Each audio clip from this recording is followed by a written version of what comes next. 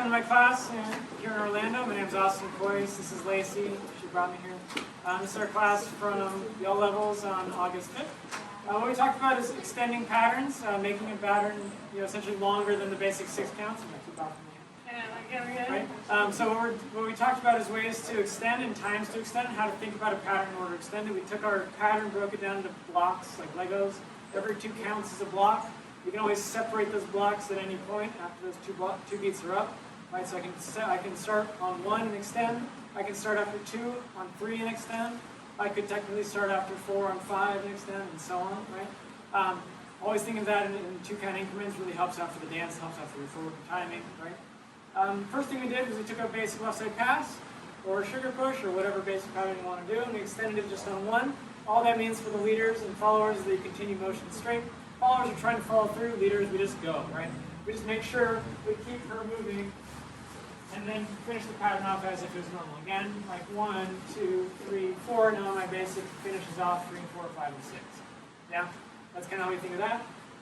The harder part now is extending the middle of patterns on 3. There's a lot of techniques that are really important. First one we talked about was just eyesight, right? As a leader, we want our baseline to be looking kind of at the destination for a follower. Followers, you get the same thing. You're looking at your destination rather than us. If you're always looking at your partner, it's really hard to tell them something when you look at them. So what I think of is, instead of looking at her, I'm looking where she wants to go. Right? Leaders, again, I feel like a left side pass, I'm looking ahead of her in the direction of travel to make sure she's getting a consistent idea of, like, that means this way. Right? As soon as I change that up, first thing we did was just change that up, going 1, 2, checking in on 3. She's like, ooh, that's different. Right? We did that eyesight check in there, and the main thing that we also added was the leader's left foot going down the slot ahead of the partner, because we talked about an idea with our frame. If we had our frame at our maximum, which is at the edge of peripheral vision, you pulled that in a little bit. That's kind of like your play space for this dance, where if she's in that space, she can do stuff with me. If she's out of that space somewhere over there, I can no longer do stuff to her. I can't change anything else. She's going to finish that. So the idea being, as they cross into that play space, that's when we start affecting the change somehow. We either check in with our eyes, or we change it with the frame. In this one, the left side pass again, we moved ourselves down the slot on 3 to make sure that that play space kept moving, so she's in it later on, right? Giving us more time to affect change and with our partner. We then talked about our frame. We did a little exercise where we locked at wrists. Leaders are trying to bring down to the pockets. Followers are trying to open up down to the sides, right? Applying pressure in and out to keep stable. And we switch that out the other way. So then you have the idea of engaging your pecs and lats to keep a stable frame, right? And then we use that same thing here as we came through to 3. Leaders applied pressure inwards. Followers react to that with applying pressure outwards and forwards. Same idea. We're closing in. Now we have a connection. We can then jam. And for the exits, we talked about the leaders could always just lead off this like a 1. I go to 2 and I go 1, 2, 3, and 4, like a basic pass.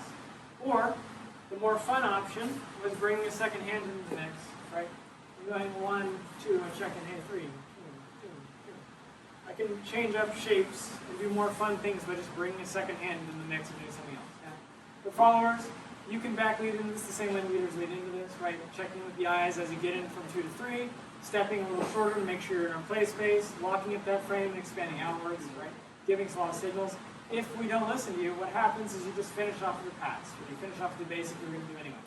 So if I do a basic, and she tries to stop me at any point, and I don't stop, and I'm not looking at her, we just kind of follow through. It's okay. Right? All this is error-proof because if one partner's not paying attention, it just kind of follows through and finishes off. You can do this on any of your basic patterns, right? Again, leaders, biggest thing, play with that right hand. Bring that in and get another contact point. Followers, if you want to stop this, if you have 2 contact points on you at any time, it's not your job to stop or start. It's our job to stop or start. We might do rotations, all sorts of stuff. As soon as the hand leaves, you can do whatever you want. Thank you guys for coming to class. If you have any questions, you can find me anywhere.